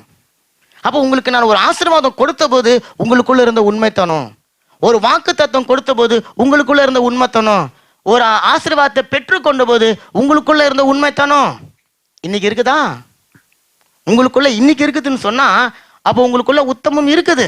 அதை ஆண்டவர் ஆக்டிவேட் பண்ணி இருக்கிறாரு, அது கிரியை செய்யுது. இப்ப ஆபிரகாம் வாக்குத்தத்தம் பெற்றுக்கொண்ட பிறகு உத்தமம் இல்லாம நடந்துட்டாரு.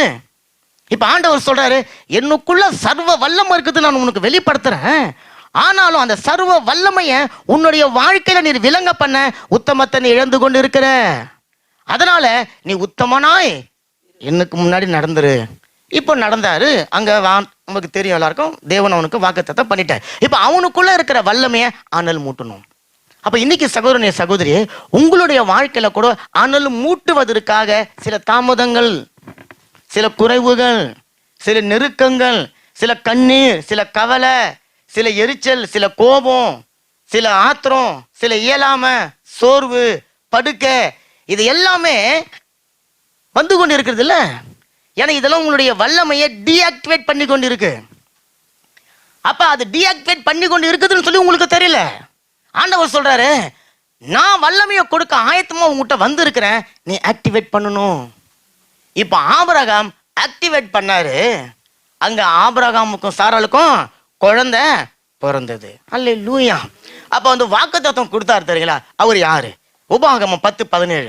Car l'Éternel, votre Dieu, est le Dieu des dieux, le Seigneur des seigneurs, le Dieu grand, fort, terrible, qui ne fait point de favoritisme et qui ne... போதும் போதும். அந்த 10:17 சொல்லுது, இந்த வாக்குத்தத்தம் கொடுத்தாரு தெரியுங்களா, அவர் எப்படிப்பட்டவருங்க? வசனம் சொல்லுது, உங்கள் தேவனாகிய கர்த்தர். அவர் எப்படிப்பட்டவருங்களா? முதல்ல அவர் தேவாதி தேவனும் அவர் கர்த்தாதி கர்த்தரும் மகத்துவமும் வல்லமையும் பயங்கரமான தேவனுமா இருக்கிறார். அங்க புதுசா 2 வார்த்தை சொல்லப்படுது. அவர் தேவாதி தேவன், அவர் கர்த்தாதி கர்த்தர். இங்கிலீஷ் பைபிள்ல தேவாதி தேவனுக்கு காட் ஆஃப் காட்ஸ், கடவுள்களுக்கெல்லாம் கடவுளாம். ரெண்டாவது கர்த்தாதி கர்த்தர், லார்ட் ஆஃப் லார்ட். ஐ மீன் நம்ம லார்டுன்னு சொன்னா ஒரு பிரபுன்னு சொல்லலாம். அந்த காலத்தில் வெள்ளைக்காரங்களை பார்த்து எல்லாம் லார்டுன்னு சொல்லுவாங்க. லேண்ட் லார்டு, நில பிரபுக்கள். இப்போ பிரபுக்களுக்கெல்லாம் ஒரு பிரபுவம். எப்படி புரிஞ்சுக்குது? அப்போ கர்த்தருக்கு மேலே ஒரு கர்த்தர் இருக்கிறாரு. அப்போ கர்த்தர் பல கர்த்தர் இருக்கிறாரு. அந்த பல கர்த்தரில் இந்த கர்த்தர் தான் பெரியவர் அப்படின்ற அர்த்தத்தை புரிஞ்சுக்கணுமா? காட் ஆஃப் காட்னு சொன்ன அர்த்தம்னா அவர் தாயா நம்பர் 1, அதுக்கு மேலே யாருமே கிடையாது. அவருக்கு மேலே யாருமே கிடையாது. கரலை தட்டுங்க, நல்லா கரங்களை தட்டுங்க. ஆபிரகாம்கிட்ட வந்து சொன்னவர் நம்பர் 1, அதனால நம்பர் 2 இருக்குதான் அர்த்தம் கிடையாது. அவருக்கு மேல யாருமே கிடையாது, அவருக்கு கீழே யாருமே கிடையாது. அவர் ஒன்லி ஒன் காட். ஆமென். இப்ப அவர் சொல்றாரு, என்கிட்ட வல்லமை இருக்கு, அந்த வல்லமை உன்னோட வாழ்க்கையில விளங்க பண்ண போறேன். நான் போய் எனக்கு மேல ஒத்துக்கிறேன், நான் பர்மிஷன் வாங்கின்னு வரேன், எனக்கு கீழே ஒத்துக்கிறேன், நான் கொடுத்துட்டா கவலைப்படுவாரு, அப்படிலாம் கிடையாது. அவர் செய்ய நினைத்த காரியம் உங்க வாழ்க்கையில தடைபடாது. அவருக்கு மேல யாருமே கிடையாது, அவரை விட பெரியவங்க யாருமே கிடையாது. அவர் ஒன்னு சொன்னா அதை செய்ய முடியாதுன்னு தடுக்க யாருமே கிடையாது. கரைகளை தட்டுங்களேன். அந்த அளவுக்கு வல்லமை உள்ள ஒரு தேவன் தான் நீங்களும் நானும் ஆராதிக்கிற தேவன்.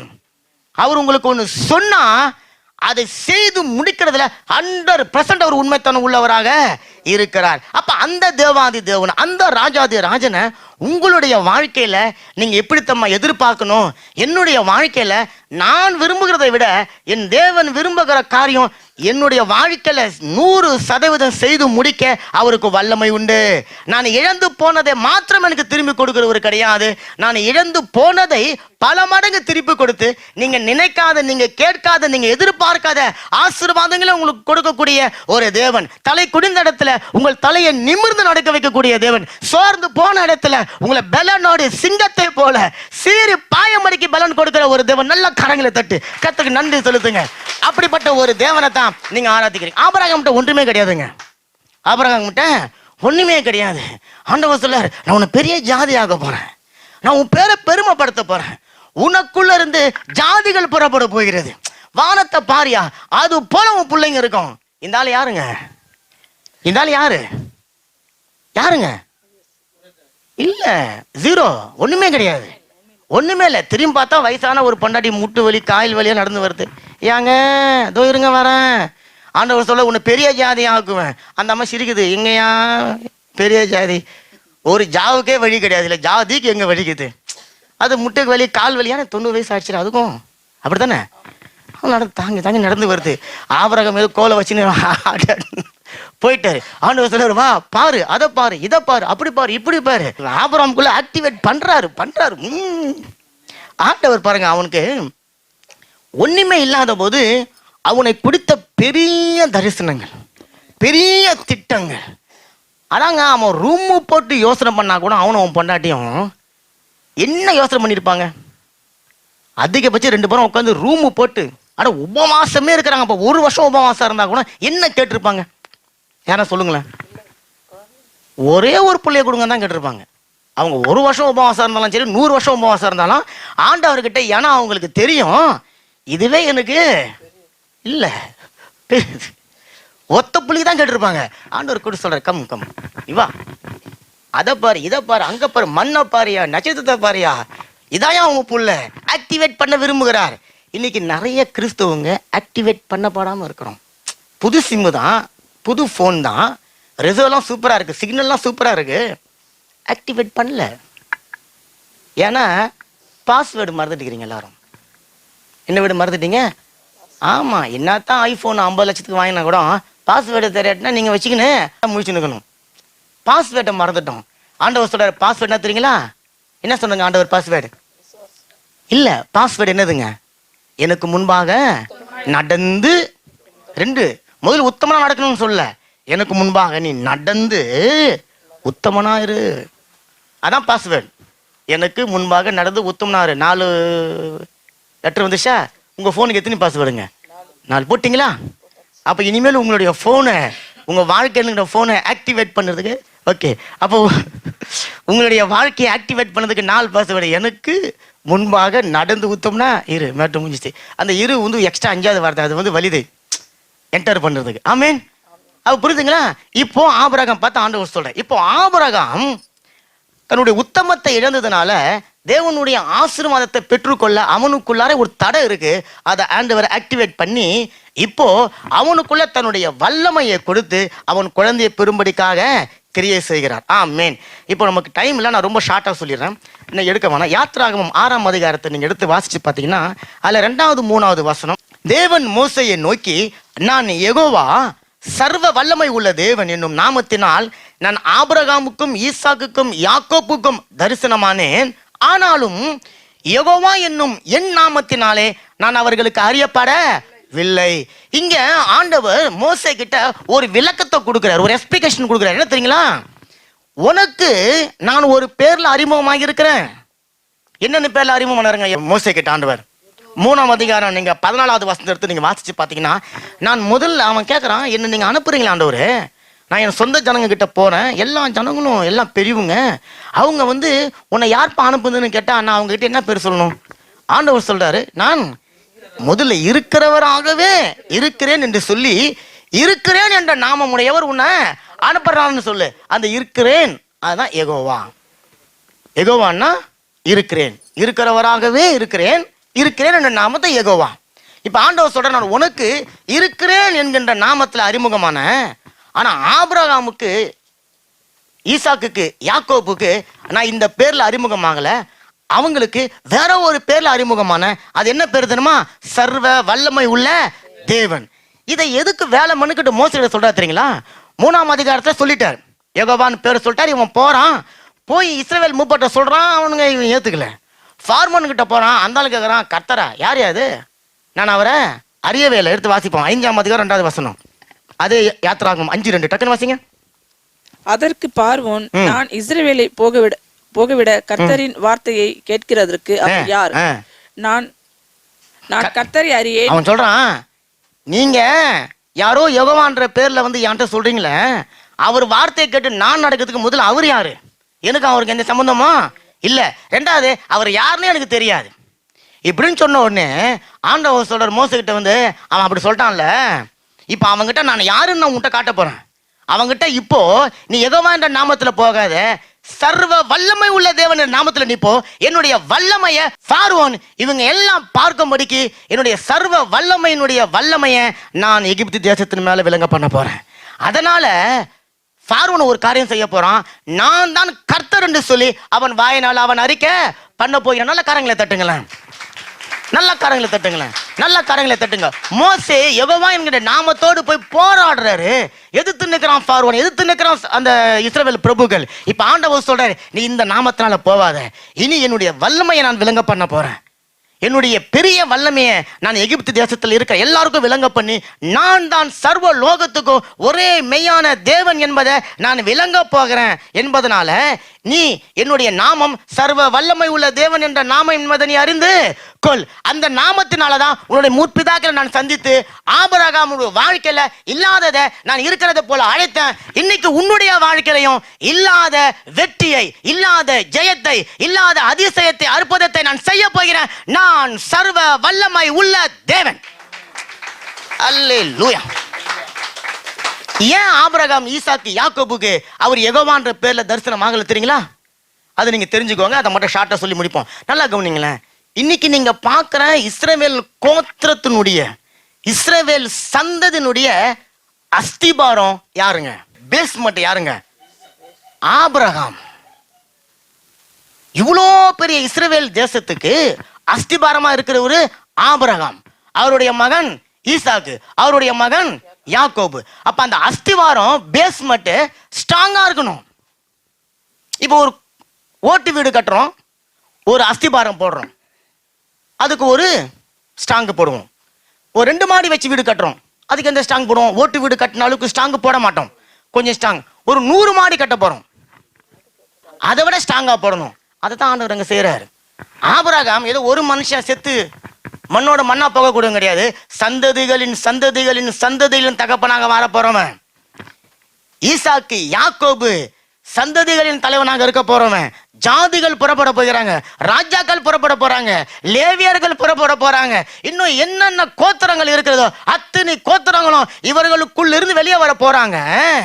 அதனால இவர்களுடைய அஸ்திபாரம் ஸ்ட்ராங்கா இருக்கணும், இவருடைய அஸ்திபாரம் உறுதியா இருக்கணும், இவருடைய அஸ்திபாரம் எந்த ஒரு காரியத்தினாலையும் சிதைக்கப்பட்டு விடக்கூடாது என்பதற்காக அவர்களுடைய அஸ்திபாரத்தை தன்னுடைய பூரண வல்லமையினால தேவன் போடுவதற்காக அவர்களுக்கு சர்வ வல்லமை உள்ள தேவன் என்று சொல்லி வெளிப்பட்டார். காரியங்களை தட்டுங்களேன். அவர்களிடத்துல நான் இருக்கிறவராகவே இருக்கிற நாமத்துல போய் வெளிப்பட்டு இருந்தா ஆபிரகாமுக்குள்ளே உள்ள பெரிய விசேஷித்த ஒரு விசுவாசம் வெளிப்பட்டு இருக்காது.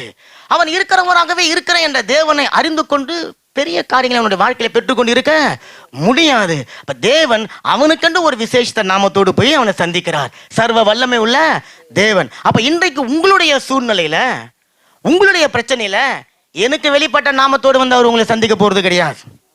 உங்களுடைய பிரச்சனைக்கு, உங்களுடைய சூழ்நிலைக்கு, உங்களுடைய கெப்பாசிட்டிக்கு, உங்களுக்காக தான் ஒரு விசேஷித்த நாமத்தோடு வந்து அவர் உங்களை சந்திக்கிறார். அந்த எல்லா விசேஷித்த நாமங்களுக்கும் சொந்தக்காரர் கர்த்தராகிய இயேசு கிறிஸ்து ஒருவரை. அல்லேலூயா. நீங்க யெகோவா ராஃபா வந்து உங்களை சந்திச்சாலும் சரி, யெகோவா ஷம்மாவா வந்து உங்களை சந்திச்சாலும் சரி, ஆமேன் வந்து சந்திச்சாலும் சரி, நான் ஒமேகா, நான் தான் வந்து அல்பா, நான் தான் இருக்கிறவராக இருக்கிறவன், நான் தான் சர்வ வல்லமை உள்ள தேவன், நான் தான் உன்னதமான தேவன், நான் தான் பெரிய தேவன், எந்த பேர்ல வந்து உங்களை சந்திச்சாலும் அவைகள் எல்லாம் இயேசு என்ற பேருக்குள்ளார அடங்கி இருக்கு. நல்ல காரியங்களை தட்டுங்க, நல்ல காரியங்களை தட்டுங்க. அப்ப ஆபிரகாம், யாக்கோபு, ஈசாக்குக்கு தேவன் வைத்திருந்த திட்டம் அவர்களுடைய கற்பனை கேட்டாத மகா பெரிய திட்டம். அவங்க கனவுல கூட நினைத்து பார்க்க முடியாத ஒரு உன்னதமான திட்டம். அந்த பெரிய திட்டத்திற்கு தேவனுடைய பூரண வல்லமை தேவை. தேவனுடைய பூரண வல்லமை அவர்களை வழி நடத்தணும். அதற்காகவே தேவன் அவர்களுக்கு பிரத்யேகமாக சர்வ வல்லமை உள்ள தேவன் என்று சொல்லி வெளிப்படுத்தினார். ஆபிரகாம், ஈசாக்கு, யாக்கோபு. ஆண்டவர் சொல்றார், யாக்கோபை பார்த்து உனக்குள்ளிருந்து சந்ததிகள் பெருகும், பல ஜாதிகள் பெருகும், பற்பல ராஜாக்கள் உன்னிலிருந்து பிறப்பார்கள், ஜன கூட்டங்கள் உனக்குள்ளிருந்து பிறக்கும், நீ பெரிய ஜாதியாவாய், நீ பலுகி பெருகி பூமியை நிரப்புவாய் என்றெல்லாம் வாக்குத்தத்தம் கொடுக்கிறாரு. அதுக்கு இருக்கிறவராகவே இருக்கிற நாமும் போதாது. நான் சொல்லல, ஆண்டவர் சொல்றார். அதுவே அவருக்கு போதும். ஆனா ஆண்டவர் சொல்றார் அது போதாது, நான் சர்வ வல்லமை உள்ள தேவன். ஏன்னா அந்த வல்லமைக்குள்ள நான் சொன்ன பாருங்க, பழைய ஏற்பாட்டுல பசுத்தவான்கள் பார்த்த சர்வ வல்லமையும் இயேசு கிறிஸ்துவுக்குள்ள ஒரே ஒரு வசனத்துல நிறைவேறி இருக்கு. நான் நிறைய எடுத்து வச்சு எனக்கு டைம் இல்லை, அந்த ஒரு வசனத்தை வாசிச்சிடும். அப்போஸ்தலர் 10:38 டக்குன்னு வாசிங்க. அந்த எல்லா நாமத்திலும் இருக்கிற வல்லமை இந்த ஒரே ஒரு நாமத்துக்குள்ள இருக்கிறது. டக்குன்னு வாசிங்களா. நசரேயனாகிய இயேசுவை தேவன் பரிசுத்த ஆவியினாலும் வல்லமையினாலும் அபிஷேகம் பண்ணினார். தேவன் அவரோடு கூட இருந்தபடியினால் அவர் நன்மை செய்கிறவராயும் பிசாசிகள் வல்லமையை அகப்பட்ட யாவரும் குணமாக்குறவராயும் சுற்றி திரிந்தார். இந்த வசனத்தை நம்ம நார்மலா படிச்சுட்டு இதுல நம்ம புரிஞ்சுக்குவோம், தேவன் பரிசுத்த ஆவியினாலும் வல்லமையினாலும் அபிஷேகம் பண்ணப்பட்டிருக்காருன்னு சொல்லிட்டு. ஆனா அந்த வல்லமை எப்படிப்பட்ட வல்லமை தெரியுங்களா? பின்னாடி வசனம் சொல்லுது, பிசாசின் வல்லமையில அகப்பட்ட யாவரையும், சொல்லுங்க, அகப்பட்ட யாவரையும் குணமாக்கக்கூடிய ஒரு வல்லமை. நல்ல கரங்களை தட்டுங்க, நல்ல கரங்களை தட்டுங்க. இதற்கு முன்பாக பிசாசின் பிரியில சிக்கினவர்களை சுகமாக்கின, குணப்படுத்தின தீர்க்கதரிசிகள் இருக்கிறாங்க. ஆனா வசனம் சொல்லுது அவங்க எல்லாரையும் குணப்படுத்தல. இயேசு கிறிஸ்து மாத்திரம்தான் தேவனுடைய தச்சுரூபமாய் அவருடைய பூரண வல்லமை நிறைந்தவராக இந்த பூமியில் இருந்தபடினால, அதே சர்வ வல்லமை இயேசு கிறிஸ்துக்குள்ள இருந்தபடினால பிசாசினுடைய கிரியைகளை சிக்கி தவித்துக் கொண்டிருந்த யாவரையும் அவர் விடுவிக்கும்படிக்காக சுற்றி திரிந்தார். அப்ப இன்றைக்கு நீங்க நல்லா தெரிஞ்சுக்கோங்க, பழைய ஏற்பாட்டில் தேவன் வெளிப்பட்ட எந்த நாமமா இருந்தாலும் அந்த நாமம் இயேசு கிறிஸ்துவுக்குள்ளார நீங்க இயேசுவேன்னு சொல்லி கூப்பிட்டா போதும், அத்தனை நாமங்களும் கூடிய வல்லமை அந்த நாமத்துக்குள்ள வந்து விடுகிறது. உங்களுடைய வாழ்க்கை மறுரூபமாக்கப்படுகிறது, கட்டி எழுப்பப்படுகிறது. கரங்களை தட்டி கொண்டு எழுந்து நில்லுங்களா. அவர் சர்வ வல்லமை உள்ள தேவன்.